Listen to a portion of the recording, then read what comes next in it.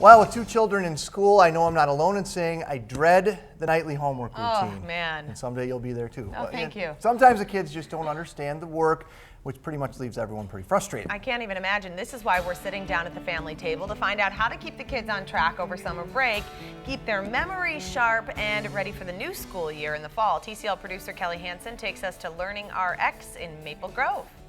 Green, blue, yellow. Tillie Hoganson is doing more than just enjoying her break from school this summer. She's sharpening her memory. She just finished a 6-month session at the LearningRx Center in Maple Grove, and to say her math skills have improved is an understatement. I know more stuff. Math wasn't easy, especially word problems and problem solving, and that meant homework was just as hard. It was a struggle just for us to get through it all, and it would end up being late nights trying to get through because you just get frustrated. What Tillie's parents soon realized was the struggle wasn't a math issue, it was a memory issue. You work a lot with just the basic math facts, but then also as you develop further in math, you learn logic and reasoning skills, which takes things like the ability to visualize a picture. To help students like Tillie sharpen their memory, they use this visual tool. This is a string of images that represent the first 20 presidents. And each one is not a picture of the president themselves, but actually a description that reminds you of them. So the first one is a man looking up at a heavy weight.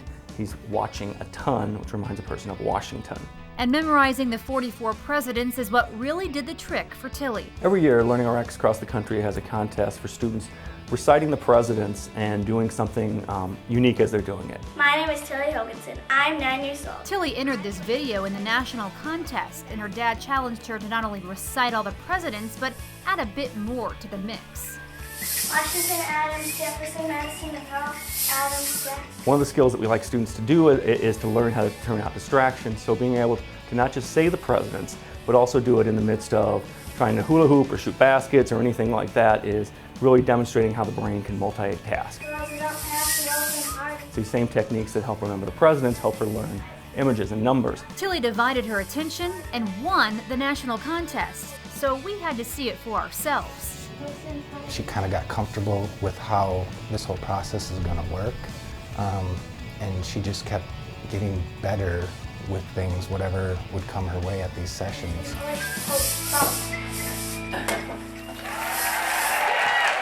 She's amazing. That's so awesome. So LearningRx Executive Director Baird Johnson is here with us today. Baird, thank you so much for being here. Nice to see you. Thank you. Baird. You've got a little test for us. You're going to help us improve our math skills with the presidents? Well, you're both going to learn the first 5 presidents right away. That's nice. And we'll do that in about less than a minute here. Okay. So we use this technique, it's called mnemonics, of using visual imagery to remember information. So I'm going to go through this, and I want you each to pay attention. Okay. As we look at these images, this first one is a man looking up at a heavy weight. Okay. So we say he is watching a ton.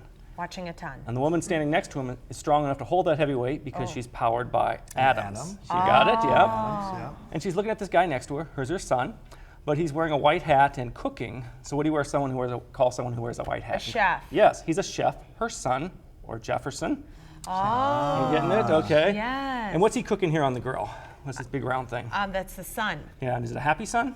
That's an angry sun. It's a mad son. Oh, Madison. Which would be Madison. Yes. See, you got 4 so far. Yes. And now this man coming out of the sun here, he's doing this with these oars. What's he doing? He's rowing. He's a man rowing, or He's a mower. Monroe, the president. We're close. And then there's another Adams in there. There is John Quincy, yes, and that's the second Adams. But if I even turn this over now, which one of you can tell me the first 5 presidents keeping those images in your head? Okay. Should we do it together? Yeah. Okay, so Washington. Washington. Adams. Adams. And then Jefferson. Yep, keep and going. then Madison. Madison. Adams. Before that is Monroe. There you go. Monroe's. You did it. You know Yeah. the first 6 presidents, actually. Very good. It just took 2 of our brains to make it happen. Together we'll make Yeah. one 2 decent brains are better than host. one. And so how does this translate into math skills? Well, it's memory. A lot of times these underlying skills really hold a student back, whether it's math or reading or anything else. And you're struggling with the math facts, you don't realize it's actually a core memory issue. Yeah. So using techniques like this, students can not just memorize the presidents, but they can then apply this to other areas. We have students like learn to have 15 random objects and then string them together with visual images that makes it very memorable.